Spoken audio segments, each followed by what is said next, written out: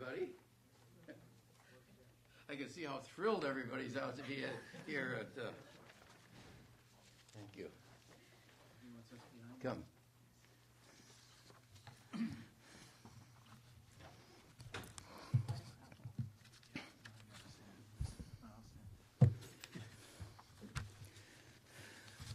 Snuggle up.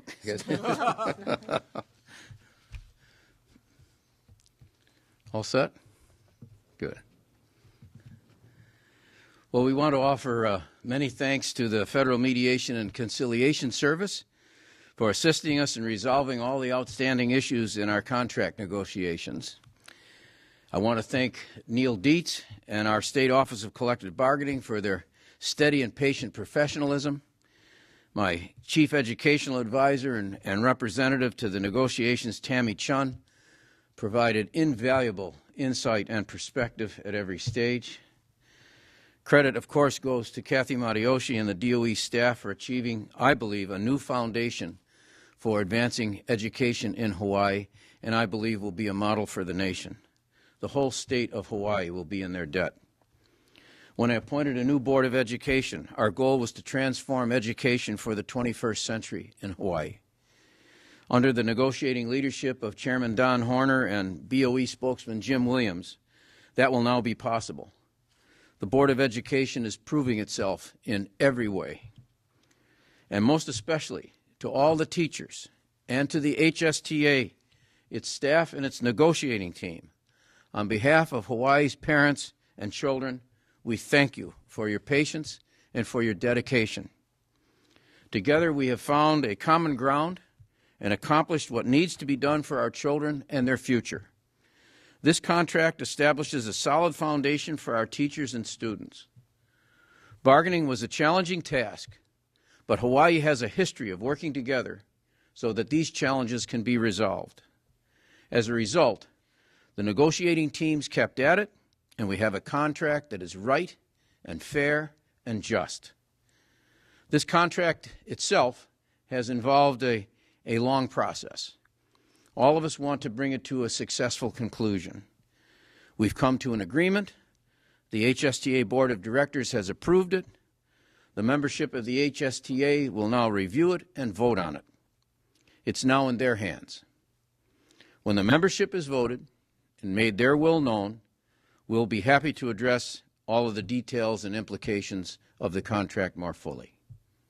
I thank you very, very much indeed. Congratulations to all concerned. We look forward to the vote, and as important, or perhaps more importantly, we look forward to carrying education in Hawaii in the 21st century to its full conclusion as representing the most progressive contract in the United States, in my estimation. Many, many thanks to all concerned. But are you able to discuss any of the points, the main points? The main points, I think, are contained in the contract with respect to the outstanding issues, which are pretty well known. And I think that at this time, the most productive thing we can do is give the membership of the HSTA time to digest it. And let them come to their conclusions. I think the board now of the HSTA is now in the process of getting out their information, perspective, and background on the contract. And when they complete that, then there'll be a vote. So I think there'll be plenty of discussion coming from that side. Well, I'll let Jim and Don talk about that, but we've had a lot of substantial agreement all along. We had to put the whole package together. We met all Jim, day. go. Sure. We met all day Friday into the evening, and the final settlement was reached in the early morning hours of Saturday. It's the culmination, though, of long discussions, because they're serious issues. And they have big implications. So the seriousness and the dedication that I mentioned and the perseverance on the part of the negotiating team of the HSTA and the negotiating team represented here with the Board of Education and the DOE and our collective bargaining team, I think acted in the finest traditions of collective bargaining. One of the questions throughout the negotiations is whether or not the state could afford raises for the teachers. Where's the money coming from? We concluded a contract that we are convinced we can fund, keeping our budget balanced and taking into account all the initiatives that we want to engage in that will carry education forward. A combination, I believe, of good fiscal management. When we came into office in 2010, we were in a fiscal crisis, a huge existing deficit, a looming debt. We have righted the fiscal ship of this state. The Council of Revenues has projected a positive balance to accompany the good fiscal management of the state. So we're confident that the proposals embodied in the contract can be funded and that the state will continue on the positive balance path that it's been on since our administration came into office. What made this particular round of negotiations successful? You guys have tried this before in the past and it hasn't worked. What pushed it over this time? Well, I think you could talk to the folks over at the HSTA, but I've always had the position, and I think you've heard me say again and again, if we engage in good faith collective bargaining, we'll succeed. Look, there's a broad variety of opinion and judgment as to what the particular items in the contract should be, whether it's financial, whether it's programmatic. And so we had to keep on talking. That's what collective bargaining is all about. So I don't think it's any particular time or any particular issue that caused the difficulty. This was a challenge for everybody. I'd like to point out that nationwide there has been a crisis in terms of teachers, school staff, financing of education that's resulted in mass layoffs of teachers, significant cutting of programs. We have avoided that here in Hawaii. We kept talking. Again, I want to emphasize that there were negotiating teams here representing the interests of all, the citizens as a whole and taxpayers, the children, the parents, the teachers, the staffs. And they kept talking. They set aside a lot of the noise around the negotiations and concentrated on the negotiations. I said that I'm grateful to the negotiating team of the HSTA. They kept their eye on the prize. They kept their eye on the ball. We tried to do the same thing and reciprocate that same good faith, and I think that's why the contracts come about. Shakespeare said, all's well that ends well.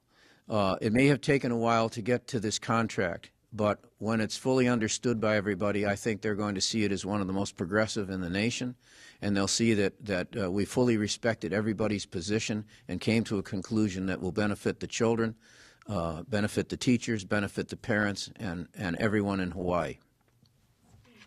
A lot of the programs have been held up because of the negotiations. What's going to be your first step once the contract is ratified? Well, there's a lot of work that's been ongoing in the department. And of course, we're in the second phase of piloting a new educator effectiveness system, and that work will continue.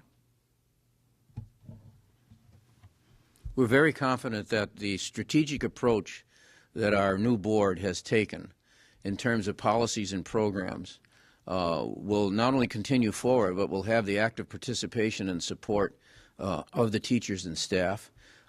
This is a collaborative effort, and I'm very, very confident that there'll be a lot of enthusiasm for it now that the contract negotiations are at a conclusion, and of course we're looking forward to a positive result when the vote comes forward.